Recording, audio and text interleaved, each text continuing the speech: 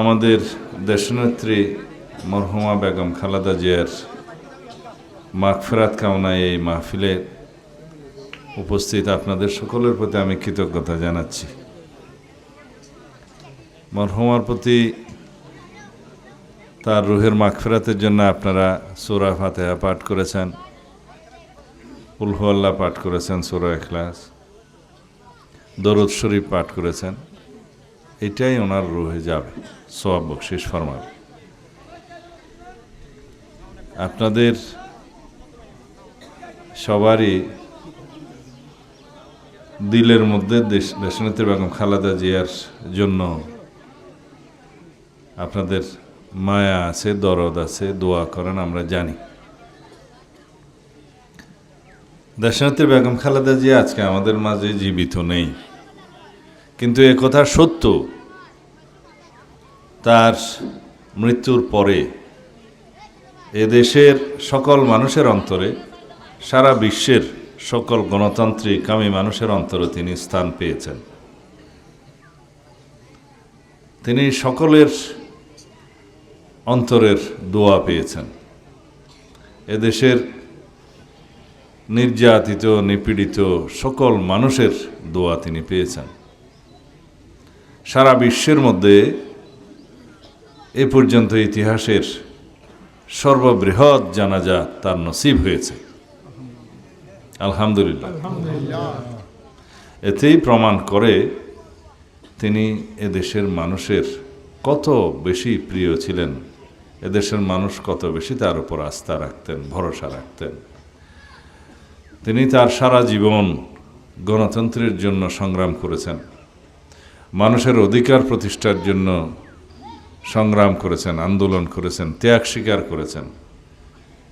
তার সন্তান হারিয়েছেন, স্বামী হারিয়েছেন, সব কিছু হারিয়েছেন, কিন্তু পেয়েছেন এই দেশের মানুষের ভালোবাসা, আস্থা অর্জন করেছেন। এই দেশের মানুষের গণতান্ত্রিক অধিকার আদায় করেছেন, এদেশের মানুষের ভোটের অধিকার, এদেশের মানুষের স্বাধীনভাবে সার্বভৌমত্ব বজায় রেখে এই বাংলাদেশের ভূখণ্ডকে সারা পৃথিবীর সামনে মর্যাদাকর অবস্থানে নিয়ে যাওয়ার তার যে আকাঙ্ক্ষা, সেটা পূর্ণ করেছেন।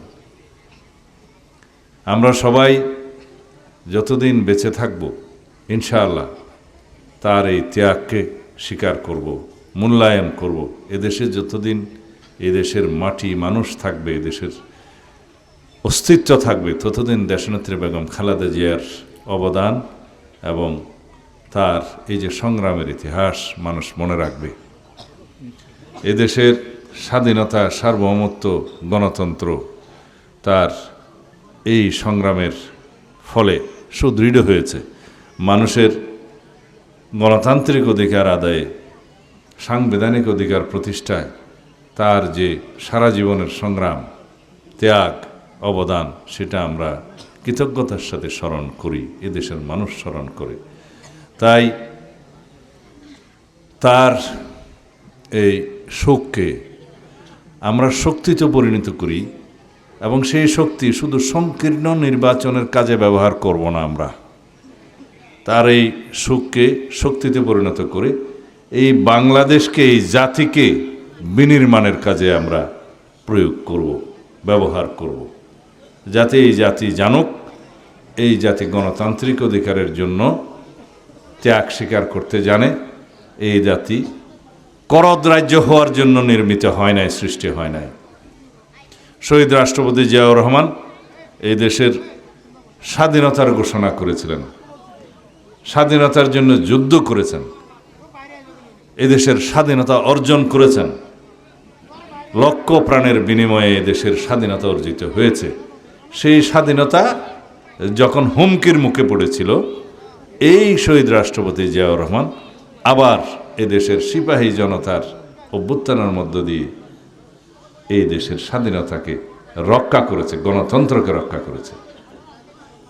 আওয়ামী লীগ বাকশাল সৃষ্টির মধ্য দিয়ে এদেশে একদলীয় শাসন ব্যবস্থা যে প্রতিষ্ঠা করেছিল, সেই বাকশালকে তিনি বিলুপ্ত করেছেন। বহুদলীয় রাজনীতির গণতান্ত্রিক চর্চা শুরু করেছেন সাংবিধানিকভাবে। এদেশের শতকরা 92% মানুষের ধর্মীয় অনুভূতিকে সম্মান জানিয়ে বিসমিল্লাহির রহমানির রহিম সংযুক্ত করেছেন সংবিধানে। মহান আল্লাহর উপর আস্থা এবং বিশ্বাসকে রাষ্ট্র পরিচালনার মূলনীতি হিসেবে ঘোষণা করে সংবিধানে স্থান দিয়েছেন, আপনারা সবাই জানেন। কিন্তু এই মহান আল্লাহর উপর আস্থা এবং বিশ্বাসকে বিলুপ্ত করে দিয়েছিল ফ্যাসিস্ট শেখ হাসিনার সরকার সংবিধান থেকে, এটা আপনারা জানেন।